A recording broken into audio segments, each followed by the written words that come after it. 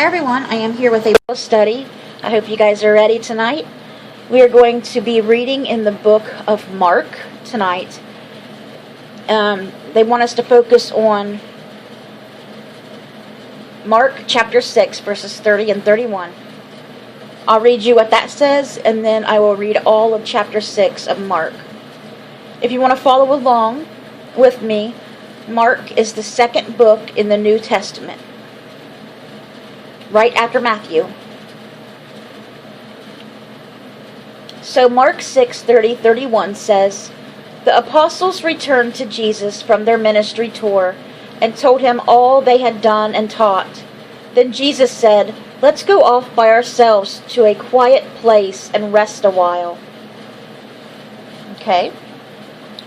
So let's read all that. We're going to go over a lot of things in chapter 6 tonight. In chapter 6 tonight, it talks about Jesus talking about a prophet without honor, which is so true.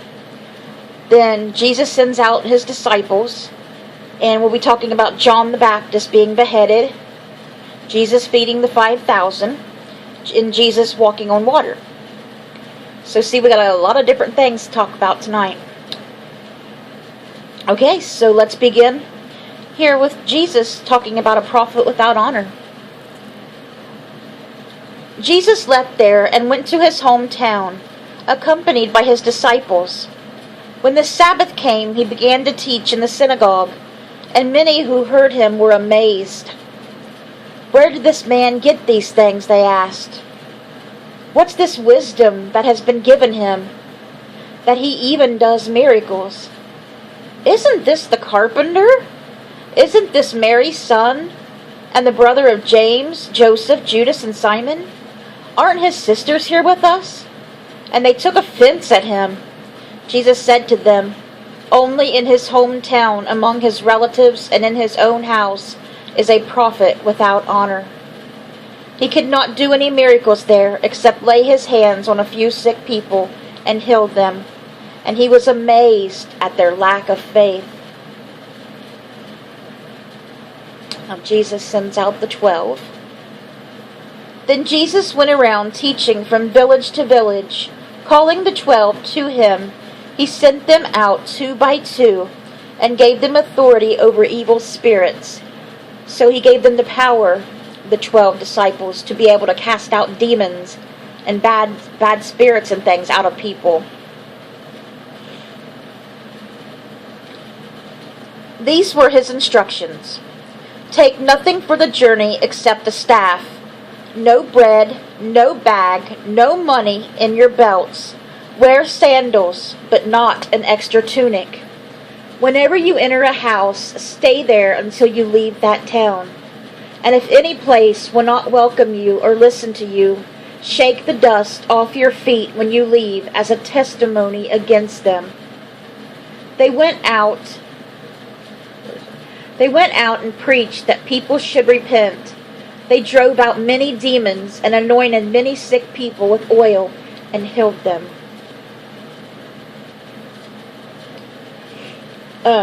Speaking of using the oil and healing people, this woman was a family friend, and she just got this big thing on her head. It looked like a big tumor sticking out.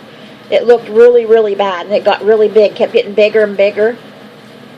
And there was an older lady that's friends with the family as well for years, and she was a really good Christian, and she put oil on that for her and prayed over her, and that thing went away. That thing just got smaller and went away. It was amazing. I guess she had helped a lot of people. Her name was Opal. Really nice woman. She's gone now. Both of them are actually gone. Okay, now we're going to read about John the Baptist being beheaded. And when you find out why he was beheaded, you'll probably be disgusted just as I was.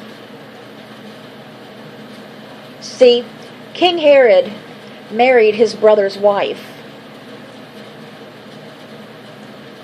And that wasn't to be back then. That was not right. And Herodias is Herod's wife now. It used to be his brother's wife, so it used to be his sister-in-law.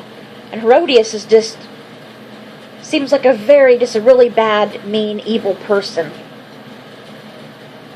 And she really hated John the Baptist. You'll see. King Herod heard about this, for Jesus' name had become well known.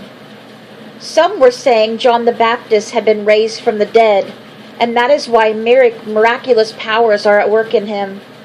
Others said he is Elijah. And still others claimed he is a prophet, like one of the prophets of long ago. But when Herod heard this, he said, "John, the man I beheaded, has been raised from the dead?" For Herod himself had given orders to have John arrested, and he had him bound and put in prison. He did this because of Herodias, his brother Philip's wife, whom he had married. For John had been saying to Herod, "It is not lawful for you to have your brother's wife." So Herodias nursed a grudge against John and wanted to kill him. But she was not able to, because Herod feared John and protected him, knowing him to be a righteous and holy man. When Herod heard John, he was greatly puzzled, yet he liked to listen to him. Finally, the opportune time came for Herodias to get what she wanted. On his birthday, Herod gave a banquet for his high officials and military commanders and the leading men of Galilee. When the daughter of Herodias came in and danced, which would have been Herod's niece, she pleased Herod and his dinner guests. The king said to the girl, "Ask me for anything you want, and I will give it to you." And he promised her with an oath, "Whatever you ask, I will give you up to half of my kingdom." So she went out and said to her mother, "What shall I ask for?" "The head of John the Baptist," she answered. At once the girl hurried in to the king with the request, "I want you to give me right now the head of John the Baptist on a platter." The king was greatly distressed, but because of his oaths and his dinner guest, he did not want to refuse her. So he immediately sent an executioner with orders to bring John's head. The man went, beheaded John in the prison, and brought back his head on a platter. He presented it to the girl, and she gave it to her mother. On hearing of this, John's disciples came and took his body and laid it in a tomb. But what I want to know is, did they get his head too to bury? Or did Herodias, keep John's head for some sick, evil reason? It doesn't say, it just says his body.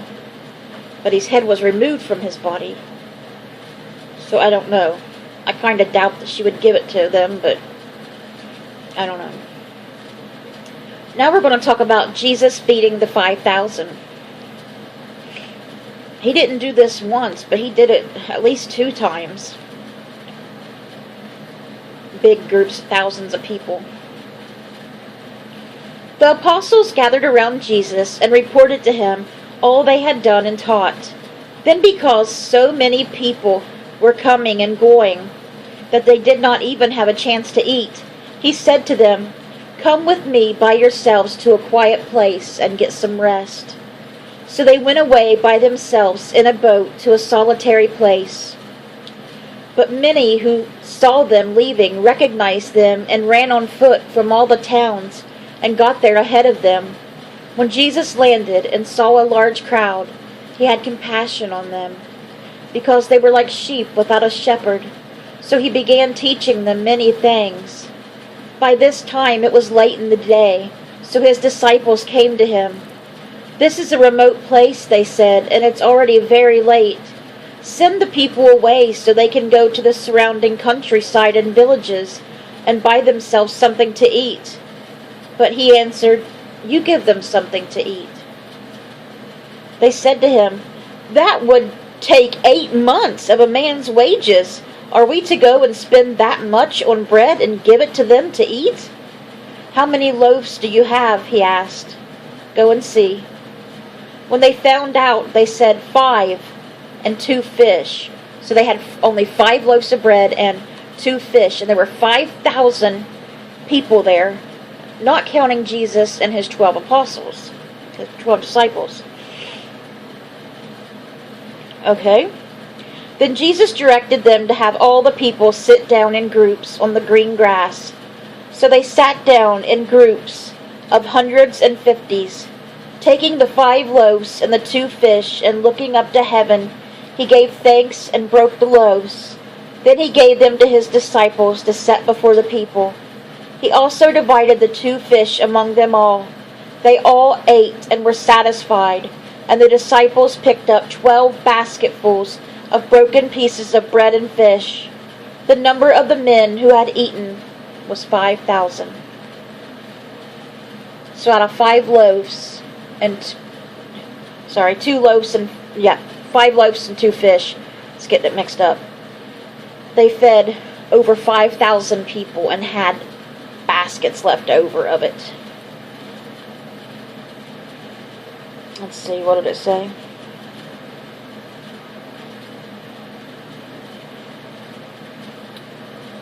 "12 basketfuls left over after feeding all them people." Now we're going to lastly talk about Jesus walks on water. There was somebody else who actually walked on water with Jesus. Did you know that? Do you remember that? And who do you think that was? That was Peter, Simon Peter. They were in a boat and they saw Jesus coming. And they didn't really believe it was him. They was kind of scared and thought it was a ghost, a spirit. And Peter's like, if it's you, Lord, command me to come out on the water to you. And Jesus did. He said, "Come." And Peter got out and was walking on the water to go to Jesus. But then he looked down and got scared and fell in the water. And Jesus saved him from drowning. And Jesus is like, "Oh, you of little faith, why did you doubt?"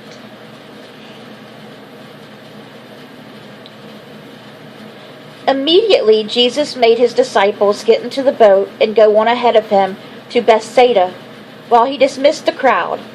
After leaving them, he went up on a mountainside to pray. When evening came, the boat was in the middle of the lake, and he was alone on land. He saw the disciples straining at the oars, because the wind was against them. About the 4th watch of the night, he went out to them, walking on the lake. He was about to pass by them, but when they saw him walking on the lake, they thought he was a ghost. They cried out because they all saw him and were terrified. Immediately he spoke to them and said, "Take courage, it is I, don't be afraid." Then he climbed into the boat with them, and the wind died down. They were completely amazed, for they had not understood about the loaves. Their hearts were hardened. When they had crossed over, they landed at Gennesaret, an anchored tree. As soon as they got out of the boat, people recognized Jesus. They ran throughout the whole region and carried the sick on mats to wherever they heard he was.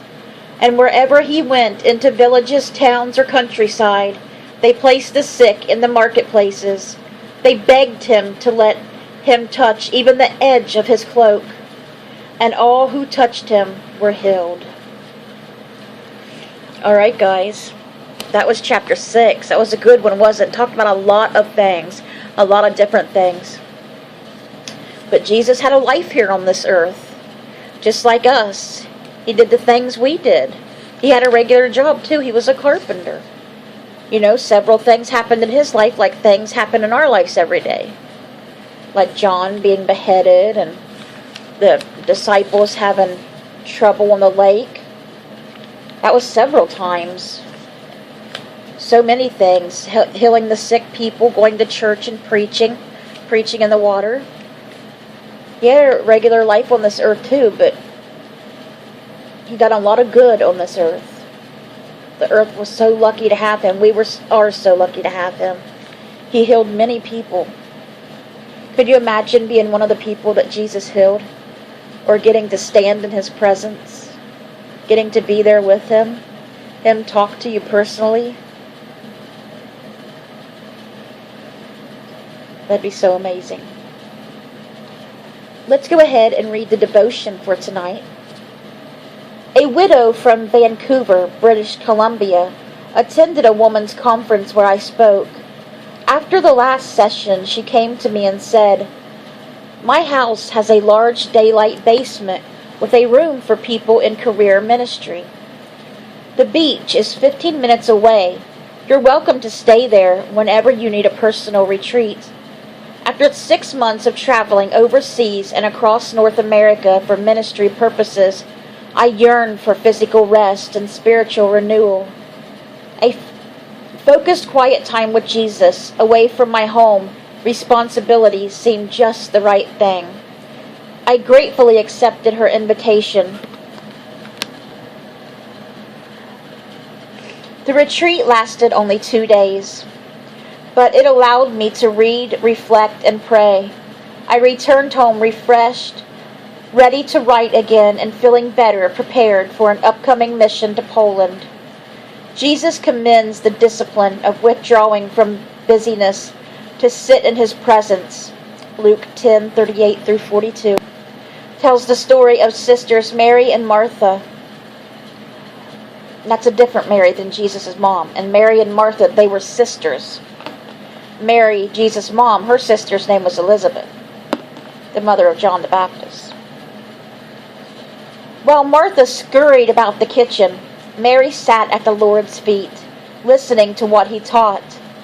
When Martha expressed her frustration, Jesus gently told her that Mary had discovered the one thing that mattered most.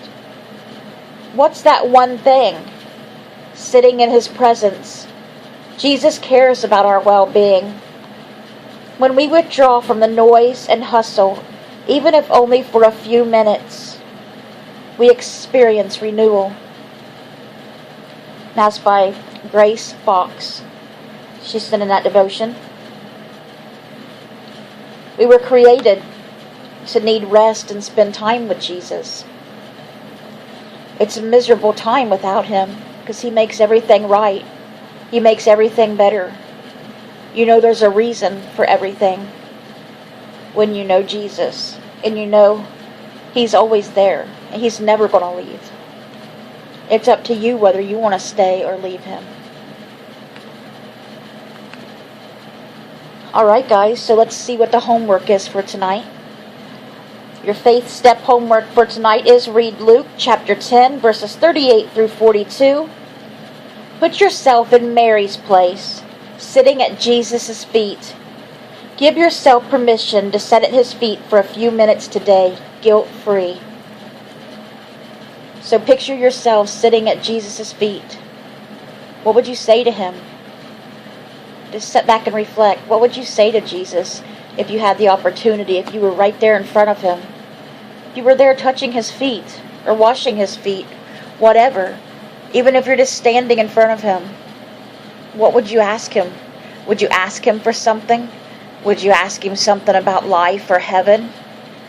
Would you ask him to heal someone else that you know? Would you ask him for a hug? A tour of heaven? What would you ask him for? Or would you not ask him for anything? Would you just tell him how much you love him and thank him for everything? It's hard to say what you'd really do when you're in that situation. There's a lot we can say we would do or want to do before it happens. But when something happens, it's like totally different, especially if you get scared and nervous because, you're in Jesus' presence. Would you really say what you thought you was going to say? Or, you don't really know till you're in that situation. But that's what I would like to know, for us to reflect, read those passages, and, put ourselves in Mary's place. And what would we say to Jesus? How would we feel being there with him, that close to him? He's that close to us right now, we just can't see him. But he is there with all of us. Just talk to him. Jesus and God can hear you. Just talk to them. You can even talk to them in your mind and they can hear you. They know what's in your heart and what's in your mind. You can't hide anything from them. You don't have to talk out loud. You can talk to Jesus and God when you're in a room full of people, just by talking to them in your mind. I do it all the time. I'd go crazy if I didn't have them to talk to. Well, I hope you guys enjoyed the Bible study tonight, and I hope you guys have a great weekend. Bye, guys.